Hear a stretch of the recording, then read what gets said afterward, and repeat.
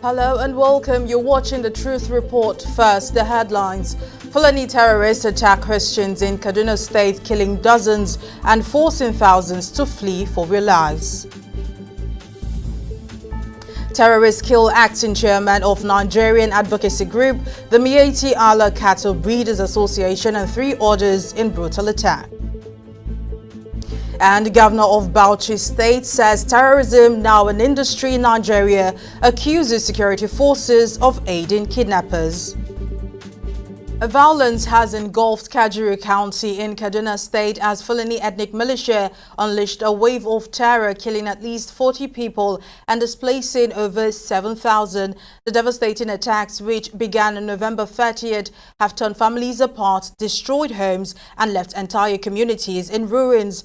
Kaduna County, located just 35 miles southeast of Kaduna, is predominantly inhabited by Christians from the Adara and Bagi ethnic groups. What was once a peaceful region has been transformed into a battleground marked by death, destruction, and despair. Truth Nigeria TV correspondent Mike James spoke with survivors from nearby communities who shared their harrowing experiences.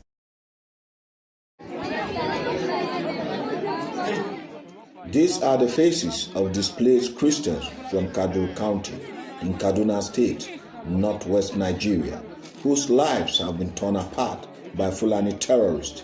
Armed with weapons, the terrorists rode into their villages on motorcycles and opened fire, killing and causing widespread destruction. 24th December. What happened to my hand? Kidnapper shooting me with my brother, and even my brother was left now. He was shooting of kidnapping. Yes, even attack yesterday in our place. They killed one person they are killing yesterday. There are a lot of people. They will reach like 15 people now in their hand now. Communities in Kaduna County has become targets for constant attacks from Fulani militants. The terrorists strike both day and night, aiming to instill fear and disrupt the peace of the majorly Christian community.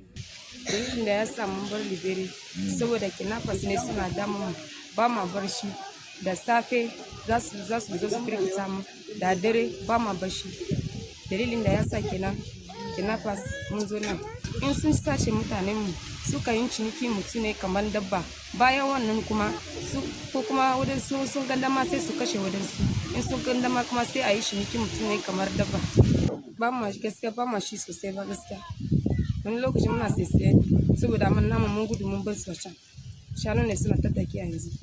They have been killing us. Kidnappers have been entering our village.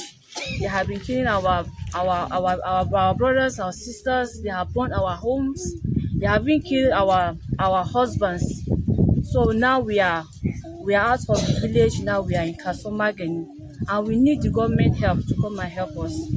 As the violence continues to spread to other communities, leaving a trail of death and destruction, victims have called on security forces that they say have been inactive in addressing the continuous attack. It's almost a decade now that we have been suffering this attack from this bandit. And in my own community, where I am the chairman, there is no any physical security men or outposts.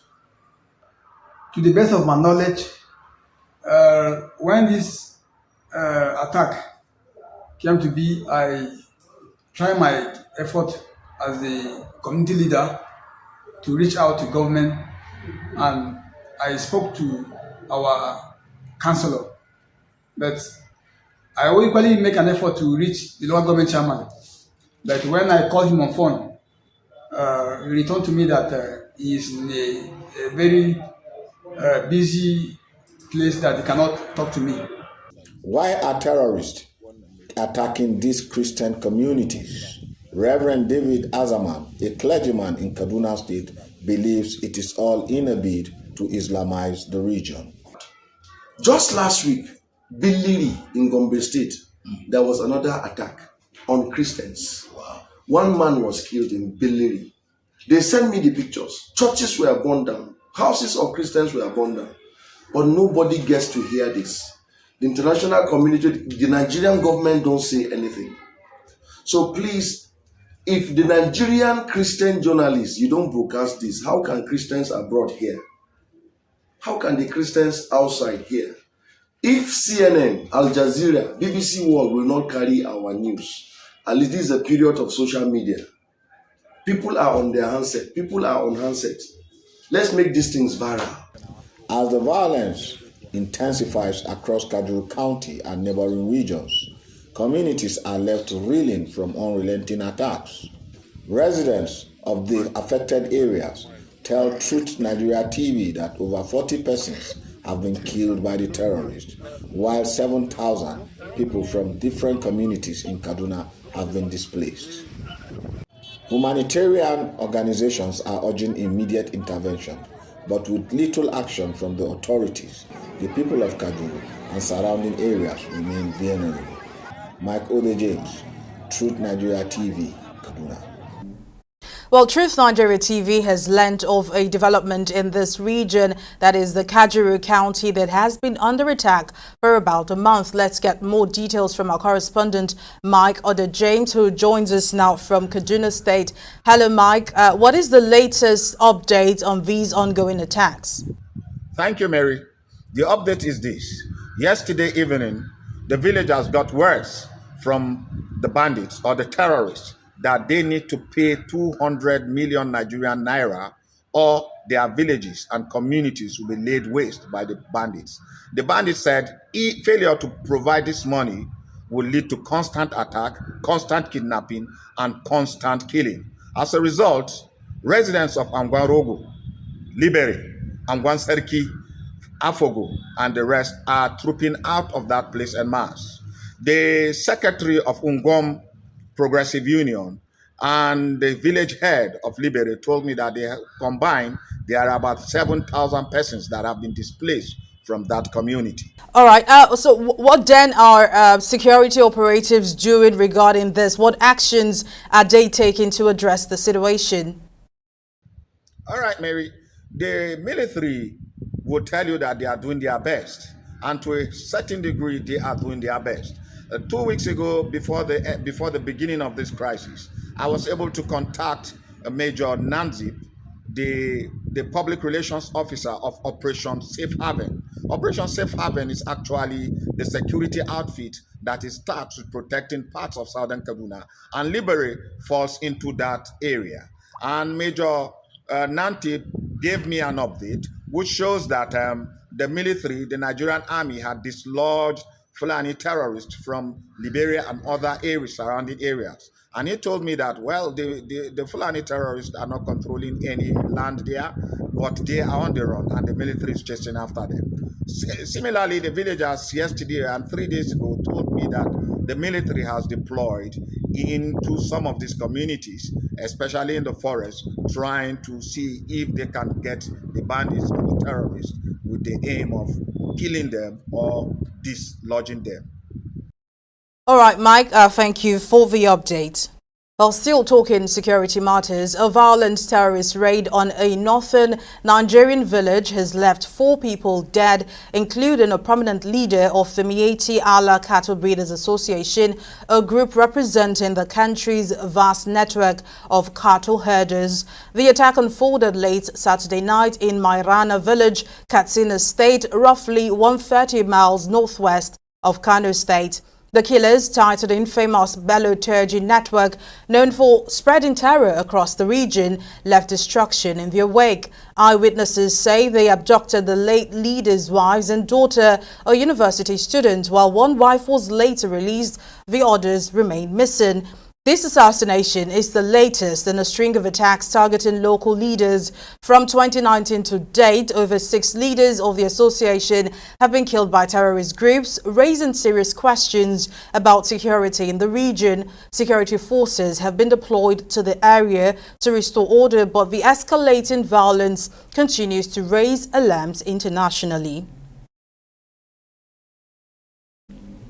And in northeastern Nigeria, BAUCHI State Governor Bala Muhammad has delivered a scathing critique of the nation's fight against terrorism. He described terrorism and kidnapping as a thriving industry and accused some security personnel of collaborating with criminals by collecting ransoms. The governor contrasted Nigeria's lax approach with neighboring Niger Republic, where similar terrorist groups are reportedly neutralized swiftly and decisively. New figures from Nigeria's Bureau of Statistics reveal the staggering scale of the problem. Between May 2023 and April 2024, Nigerians paid an estimated 2.2 trillion naira, about $1.3 billion in ransom to kidnappers. But Truth Nigeria TV has also uncovered shocking ransom demands from these criminals, ranging from the latest iPhones and motorcycles to marijuana and large quantities of food supplies like rice, beans and maize. The governor's comments have reignited debate over Nigeria's escalating security crisis, with many questioning whether the government is doing enough to address the growing terror threat. And northern Nigeria has long been grappling with rising violence from terrorist attacks to ethnic and religious conflicts, with the toll on local communities steadily increasing. In recent years, the region has seen an ongoing yet largely underreported struggle between FULANI terrorist groups and Christian communities, resulting in tragic loss of life and displacement. The FULANI, a predominantly Muslim ethnic group, has been involved in violent clashes with various Christian communities, particularly in states like Kaduna, Benue and Plateau. These conflicts have escalated tensions, with terrorist groups exploiting ethnic divides and exacerbating the violence. While some peace efforts have been made, the situation remains volatile and many communities continue to suffer. Well, to discuss these issues and shed light on the ongoing situation, we're joined by Reverend David Azaman, the Assistant General Overseer at King's Worship Chapel and Ministry International in Kaduna State. Azaman has witnessed firsthand the impact of this conflict on the local population. Well, thank you so much for joining us. As someone based in the northern part of Nigeria, can you provide an overview of the ongoing security challenges in the region? What are the underlying causes of the continuous attacks, and what key factors should we understand to fully grasp the situation? This issue has been lingering for a long time. These terrorists extended to also the northwest part of Nigeria, and they see an opportunity to be kidnapping people. Before, what they do is they kidnap people, or they attack cars on the road, on the highways. They kidnap people and demand for ransom. And they now extended to attacking villages that are remote villages in the bushes. But it will surprise you now that even in Abuja, the federal capital of Nigeria, kidnappings are going on. Because right now, they point at houses inside town, even Kaduna town here. And that means they have their agents or people that scout for them who they will kidnap inside the town. So apart from in the bushes, they also kidnap in the towns. So if they can kidnap in a place like Abuja, where the seat of the federal government of Nigeria is, I think the issue is very, very bad. So, and the issue of kidnapping is becoming a sort of business. Why did I say business? Because it was reported by the Nigerian Bureau of Statistics just about 3 weeks ago, or less than 3 weeks ago, that about 2.3 billion naira, I don't know how much is that in dollars, has been paid as ransom to these kidnappers. So you can see what is really happening. Now, you mentioned that terrorism in Nigeria is more like a business, and Bala Muhammad, the governor of BAUCHI State, echoed this recently, calling terrorism and kidnapping an industry, and accused some Nigerian security personnel of complicity in aiding terrorists or kidnappers. Could you explain why these crimes are seen as profitable enterprises? What the governor said is true, because there was this family that they kidnapped their daughter. And when they were paying 10 million ransom to these kidnappers, in fact, according to them, the Fulani told them to go to a military checkpoint. To a military checkpoint.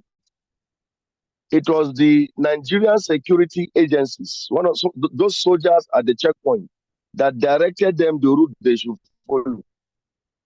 And when they told the soldiers that this money is for kidnappers, there was no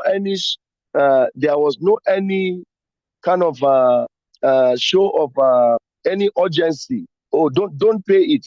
Let us go and get these kidnappers. There was nothing like that. Instead, they are the ones that are directing them on how to get where these kidnappers are. So the governor of BAUCHI is very, very right.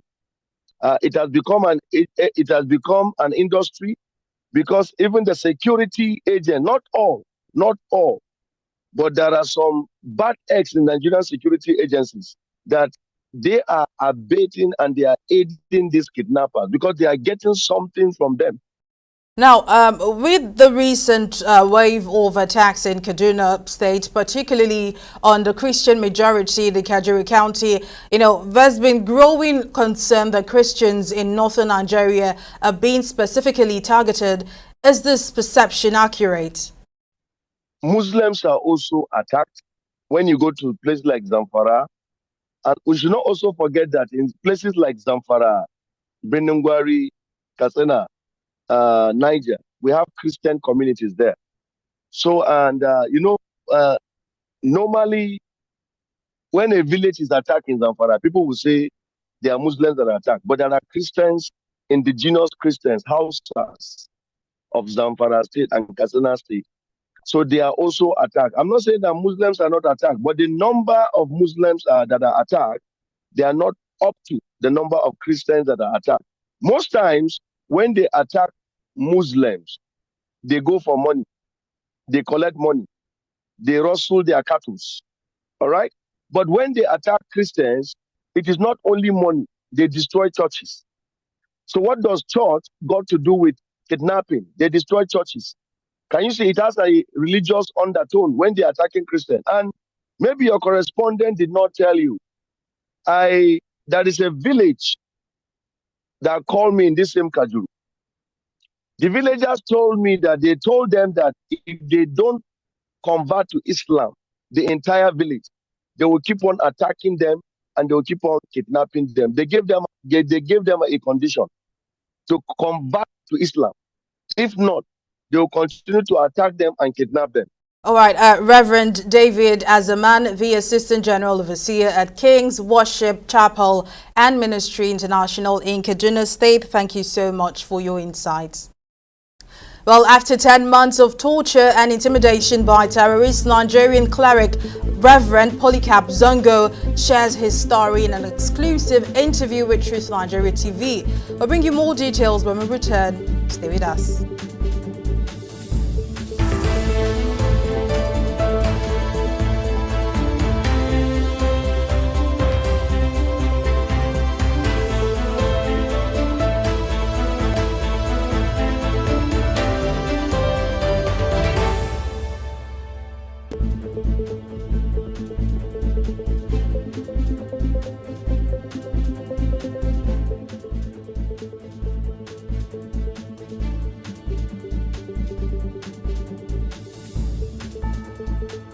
Well, thank you for staying with us. A quick reminder now of our top stories. Violence has engulfed Kaduna County in Kaduna State as FULANI ethnic militia unleashed a wave of terror, killing at least 40 people and displacing over 7,000. The devastating attacks, which began on November 30th, have torn families apart, destroyed homes, and left entire communities in ruins. Kaduna County, located just 35 miles southeast of Kaduna, is predominantly inhabited by Christian, Adara, and Bagi ethnic groups. What was once a peaceful region has been transformed into a battleground marked by death, destruction, and despair. And a violent terrorist raid on a northern Nigerian village has left 4 people dead, including a prominent leader of the Miyetti Allah Cattle Breeders Association, a group representing the country's vast network of cattle herders. The attack unfolded late Saturday night in Mairana village, Katsina State, roughly 130 miles northwest of Kano State. The killers, tied to the infamous Bello-Turji network, known for spreading terror across the region, left destruction in their wake.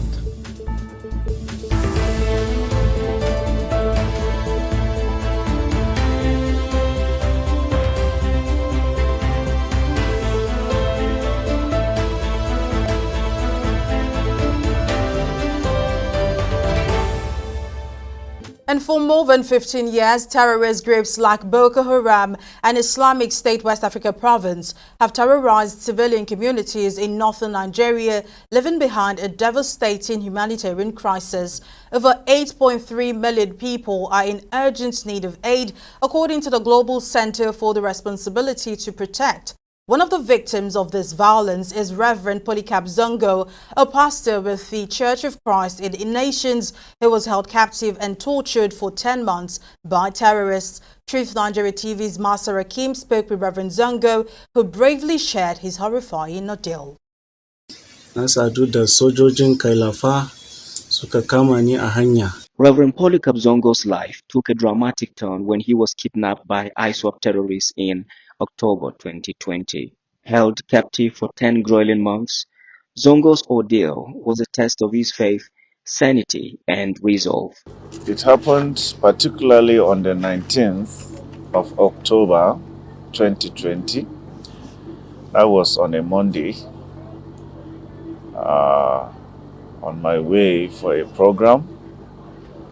And then I encountered this very,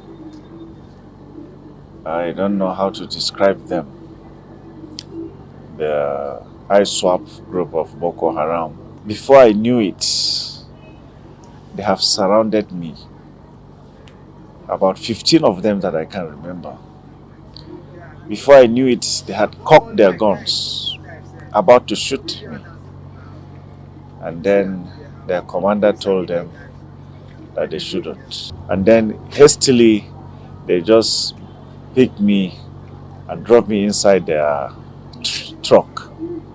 So then they quickly took me into one bush. I can't even remember the direction, but it was a 2-day drive. The traumatic experience has left an indelible mark on Zongo's life. Since his release on June 14, 2021, Zongo has found himself struggling to cope with the financial, emotional, and psychological scars of his captivity. Right from the point they picked me, I had made a decision that I will never deny Christ. That's why I didn't deny my identity. And I lived for, in fact, they even observed at some point, they knew when I usually pray. So I had reached that point. So I keep encouraging them. So they went and told their boss that it is me that is making those Christians not to accept their religions, because they have tried different means. So they discovered that I was the one. So there was a day they changed my place. They picked me from that place again and took me to another place, because that the land that I'm in talking with them, so I was the one that was stopping them from accepting their faith. Supported only by US-based Equipping the Persecuted initiative, the once stable pastor currently faces the daunting task of rebuilding his life from scratch. Life has never been the same. I knew that with that experience alone, I know that it won't be easy for me. I have 3 children, and to pay their school fees, to feed them, is not easy. The little assets that I had to dispose them. And rural farming communities in northern Nigeria, particularly in Kaduna State, are facing a devastating impact as terrorism cripples agriculture. Attacks by FULANI ethnic militias have forced thousands of farmers to abandon their lands. These violent attacks have not only resulted in loss of life, but have severely disrupted farming activities. With fields abandoned and markets looted, food production has plummeted, deepening the humanitarian crisis. In an interview with Truth Nigeria TV, local farmers already struggling with terror attacks say they are now facing economic ruin as their livelihoods are destroyed, leaving the future of food security in northern Nigeria uncertain. They pack a lot of goods from our farm produce, a lot of produce. They'll enter the house, they will break it and pack what they are able to pack. Even some of our domestic animals, our rearing animals, they pack them. And that's been one of the reasons that many of us were relocating. You see that most of these farmers can no longer go back to their farms because of they are scared of their lives being hacked to them. The bandits, most of the times, they target not only the farmers, they also target their produce. You've seen scenarios where a farm produce is being burned into ashes. In some of these local villages in southern Kaduna, Plateau State, Nasarawa State, there's what we call, if you go to a local village, remote area, they call rumbu. The rumbu is a place where they normally store food that that you bring from farm, and they're being burned down by this bandit. So these are affected. So you see a farmer who is doing exceptionally well, producing like 200 bags of maize on annual basis, can no longer even boast of like a bag, in fact, half bag of maize this year. And it has always been there. And guess what? This has also affected the price of food in the market. In Nigeria, tribal leaders from the border regions of Nasarawa and Benue states have signed a peace agreement aimed at ending years of deadly conflict. Violence between Fulani headers, a predominantly Muslim nomadic group, and Tiv farmers, who are predominantly Christian, has ravaged the region since 2013, leaving thousands dead and many more displaced. A previous peace accord in 2017 failed to stop the bloodshed. The new agreement signed on January 3, 2025 in Agatu County follows months of negotiations involving leaders from neighboring tribes. During the signing, Risku Mohammed of the Fulani-led Miyetti Allah group issued an apology for past atrocities and called for forgiveness, urging both sides to embrace peace. We are here in recognition of the peace effort we have been doing all this while in Agatu local government, and it's paying off because today we saw more chiefs, the local government chairman, everybody is present to ensure that we have permanent peace in Agatu local government. We grew up here, this is where we used to know as home, and want to come back and continue to live together peacefully in Agatu local government area of Benue State. There had been several chairmen before him, and things never go the way we wanted. But he is towing the side of God, and with God on his side, by the grace of God, we are getting there. It was agreed that peace should reign in Agatu between the farmers and the herders. Agatu accepted to wholeheartedly forgive and forget the past. The Fulani, on their part, have agreed to expose or fish out any of their sons who is a criminal element within our land and destroying our crops. It is also our agreement, the Fulani tendered unreserved apology for every wrong they have done to Agatu people. And we also agree that where some of our criminal youth took law into their hand, we also tender such apology. And we have decided to forgive each other. And that's our bulletin for today. Thank you for watching. I am Mary Kano. We'll see you next time.